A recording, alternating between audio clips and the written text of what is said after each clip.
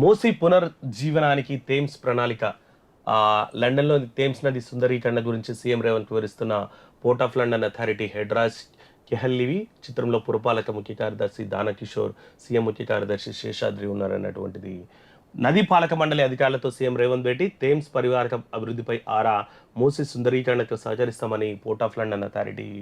లండన్లోని థేమ్స్ నదిని నిర్వహిస్తున్న తీరు, అక్కడి రివర్ ఫ్రంట్ ప్రాజెక్టును అభివృద్ధి చేసిన విధానాలను తెలంగాణలోని మూసీ నది పునర్జీవనానికి వర్తింపచేయడంపై రేవంత్ రెడ్డి దృష్టి పెట్టారన్నటువంటిది. మూసీ నది పరివారక ప్రాంతాన్ని సహకరించాలన్నటువంటిది కూడా ఇక్కడ రెండులో ఇచ్చారు.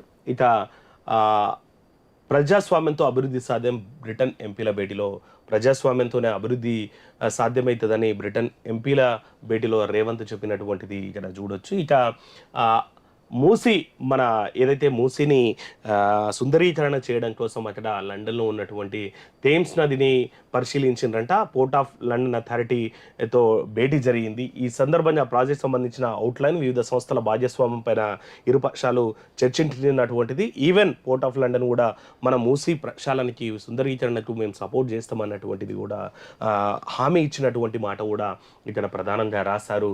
ఇక నదులు, సరస్సులు, సముద్రం తీరం వెంట ఉన్న నగరాలని చారిత్రాత్మక అభివృద్ధిని సాధించాయి. హైదరాబాద్ నగరానికి అలాంటి ప్రత్యేకత ఉంది. అటు మూసీ నది వెంబడి, ఇటు హుస్సేన్ సాగర్ చుట్టూ ఉస్మాన్ సాగర్ లాంటి నది వ్యవస్థ కేంద్రంగా హైదరాబాద్ అభివృద్ధి చెందింది. పునర్జీవన ప్రాజెక్ట్ ద్వారా మూసీకి పునర్వైభవం తీసుకువస్తే నదులు, సరస్సులతో నగరం మరింత శక్తివంతంగా తయారవుతుందని వివరించారు.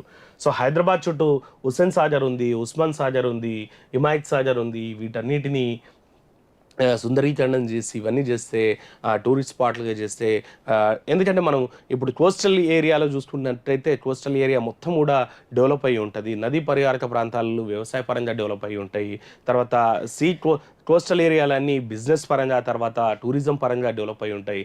ఇట్లాంటి వాటిని డెవలప్ చేస్తే భవిష్యత్తు బాగుంటుంది అన్నటువంటిది ముఖ్యమంత్రి చెప్పారు. ఇక తన విజన్ 2050 అనుగుణంగా ఈ ప్రాజెక్ట్ను చేపట్టడంపై లండన్ అధికారులతో సీఎం 2050 అనే ఒకటి విజన్ తోటి రేవంత్ రెడ్డి ముందుకెళ్తున్నారన్నటువంటిది కూడా ఇక్కడ చూడొచ్చు. ఇక లండన్ షార్డ్ను సందర్శించిన రేవంత్ అక్బరుద్దీన్, ముఖ్యమంత్రి రేవంత్ రెడ్డి ఎంఐఎం నాయకుడు ఎమ్మెల్యే అక్బరుద్దీన్ ఓవైసీతో కలిసి లండన్ షార్డ్ను సందర్శించారు. అక్కడ నుంచి లండన్ అర్బన్ లేఅవుట్, అభివృద్ధి ఏరియల్ వ్యూ ద్వారా పరిశీలించారు. 72 అంతస్తుల పైభాగంలో 309 మీటర్ల పొడవు ఎత్తు నుంచి నిండుగా ఉన్న థేమ్స్ నది లండన్ ఉత్తరం వైపు ప్రాచీన నగరంతో ఆధునిక పశ్చిమ బజార్ని ఎలా కలుపుతుందో పరిశీలించారన్నటువంటిది.